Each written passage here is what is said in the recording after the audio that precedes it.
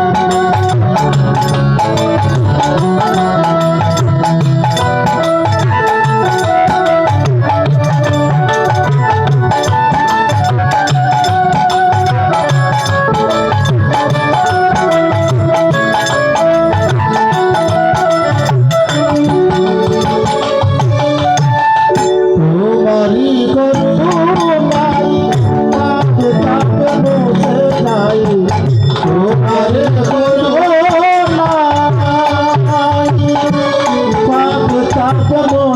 তুমি বরসাই দিকে যাই মারো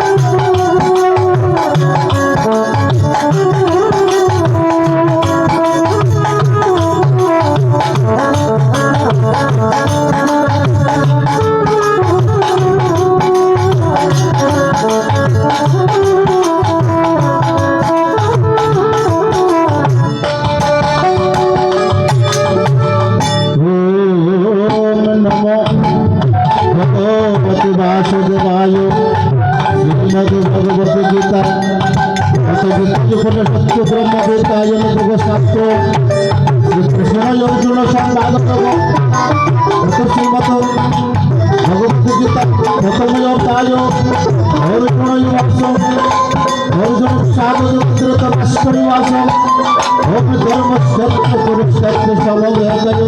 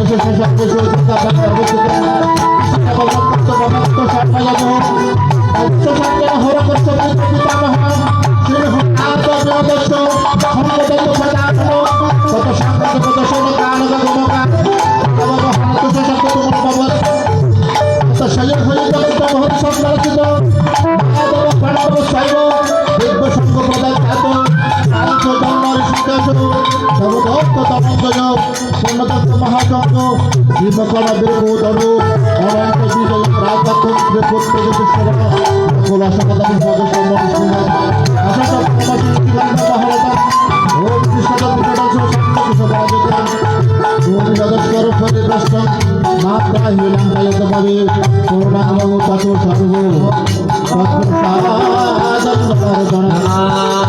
জয় গীতা জয় গীতা জয় গীতা জয় গীতা জয় গীতা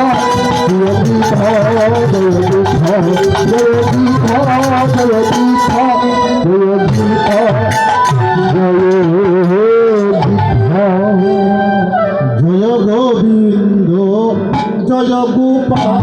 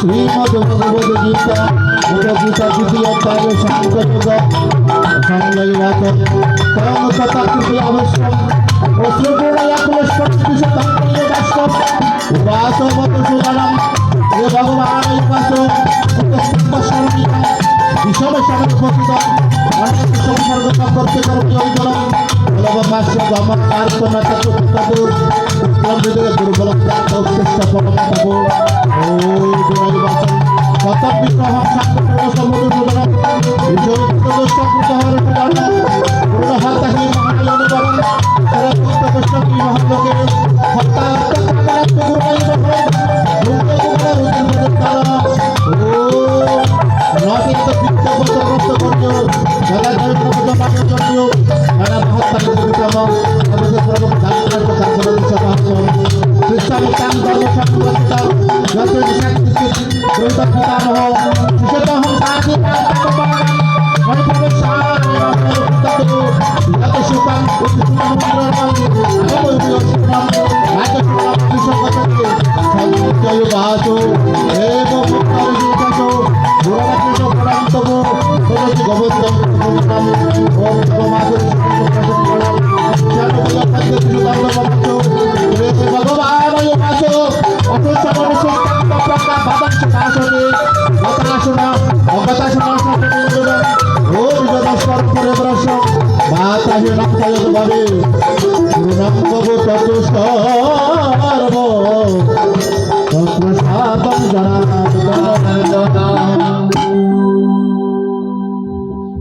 সুধী ভক্ত সজ্জন মণ্ডলী, এখানে আমার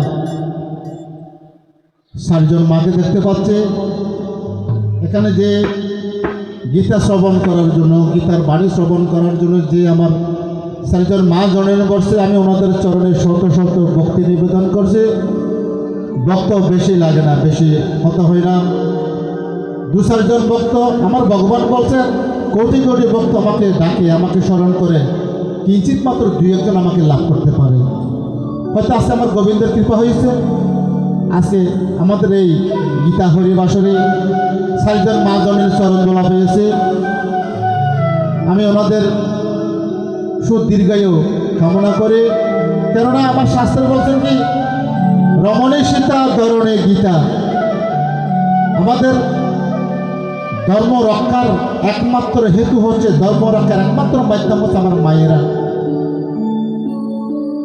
বাল্যসীকে কি বলছে, সাধ্যি রমণী পূজনীয়। যারা সাধ্যি নারী, সাধ্যি মা, তাদেরকে পূজা করলে আমাদেরকে গয়া কাশে বৃন্দাবন যেতে হয় না। তাই মায়েরা সাধ্যি রমণী কাকে বলছে, সাধ্যি মাকে। সাধ্যি মায়ের কয়েকটা বৈশিষ্ট্য আছে, যেমন যে সতী সাধ্যি রমণী যে শান্তি মাতা, তার প্রথম বৈশিষ্ট্য হচ্ছে, তার প্রথম গুণ হচ্ছে তার প্রতি ভক্তি। যে নিজ পতিকে জগৎপতি রূপে সেবা করে, সে মা কখনো রোগে সুখে আক্রান্ত হবে না, কষ্ট পাবে না। তার প্রতি আমার ভগবানের দৃষ্টি সদা সর্বদা থাকবে। যে মা তার নিজ শ্বশুর শাশুড়িকে সেবা করে, নিজ শ্বশুর শাশুড়িকে মাতৃজ্ঞানে পিতৃজ্ঞানে দেখভাল করে, সেবা সুস্থতা করে, সে মা পরবর্তী জন্মে মানুষ হয়ে পৃথিবীতে আসবে না। শ্বশুর শাশুড়িকে সেবা করা, মাতা পিতাকে সেবা করা, নিজের জন্য ব্যাংকের টাকা জমা রাখা। আমরা ব্যাংকের টাকা রাখি না মা, এটা একটা ব্যাংক। আপনি যেরকম কর্ম করবেন সেরকম কর্মের ফল আপনাকে ভোগ করতে হবে। আপনি যদি আপনার শ্বশুর শাশুড়িকে সেবা করেন, আপনার পুত্রবধূ, আপনার ছেলে সন্তান আপনাকে সেরকম ভালোবাসবে, আপনাকে সেরকম সেবা করবে।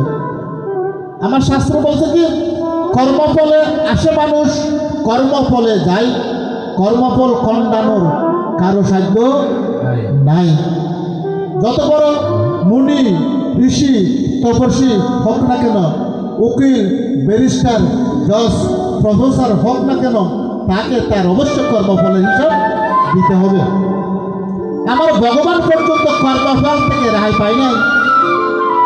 আমার ভগবান কুরুক্ষেত্রের মধ্যে একটা মিথ্যা কথা বলছে দ্রোণাচার্যের ছেলেকে নিয়ে, সেজন্য ভগবানকে ফল ভোগ করতে হয়েছে।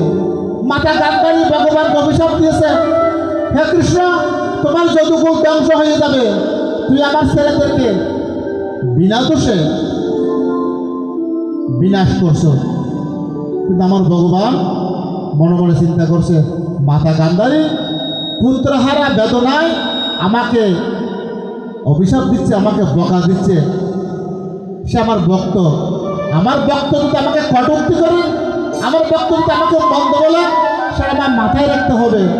কারণ আমার ভক্ত হচ্ছে পুত্রহারা হয়েছে।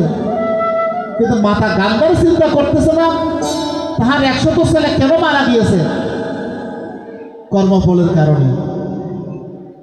কর্মফলের যেরকম করবে কর্ম, সেরকম ফল ভোগ করতে হবে আপনাকে। আপনি যত বড় পুণ্যবান হন না কেন, যত বড় সাধু ঋষি মুনি হোক না কেন। তাই কলিযুগের মানুষের আয়ুষ্কাল হচ্ছে 100 বছর।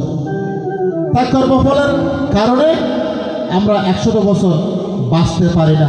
যেমন আমার জয়দেব দাদা, উনি হয়তো মারা গিয়েছেন 55-60 বছর বয়সে, হবে না? কিন্তু ভগবান তো ওনার আয়ু ছিল 100 বছর। 100 বছর কেন আসে নাই?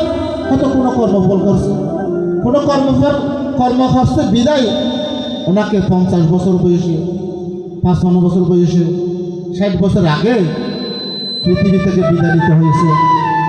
100 বছর পাই নাই। আপনি আমি তুলাতলি থেকে এখানে আসছি, আমি বিকেলবেলা তুলাতলিতে যাবো, কোনো নিশ্চয়তা আছে না? নাই। তাই প্রতিনিয়ত আমাদেরকে আমার ভগবান বলছে, কলিজীবের লোকের আয়ু যখন 100 বছর, এই এক সংক্ষিপ্ত আয়ুর জন্য একটা সংক্ষিপ্ত গ্রন্থ দিয়েছে, যার নাম ভগবত গীতা। এই গীতা পড়ার জন্য কোনো বয়স লাগে না, কোনো সময় লাগে না, কোনো বর্ণ লাগে না। গীতা মানে একটা গ্রন্থ, যত পড়বেন তত পড়তে ইচ্ছে করবে, যত শুনবেন তত শুনতে ইচ্ছে করবে। গীতা পড়লে নতুন নতুন আপনি কথা শুনবেন, নতুন নতুন শাস্ত্র পড়বেন। নতুন কার জন্য গীতা কি নতুন হয় না? যে মা ছোটবেলা থেকে গীতা পড়ে নাই, সে মার জন্য গীতাটা নতুন হতে পারে। গীতা কোনো ভক্ত, কোনো মা, কোনো বাবা যদি গীতা পড়তে না পারেন, বাংলা উচ্চারণ সাংস্কৃতিক উচ্চারণ করতে না পারেন, গীতার নামকে যদি আপনি কীর্তন করেন, আপনার নিমিষে সর্বপাপ বিনাশ হয়ে যাবে। গীতার দ্বিতীয় অধ্যায় সাংখ্য যোগ লয়ে,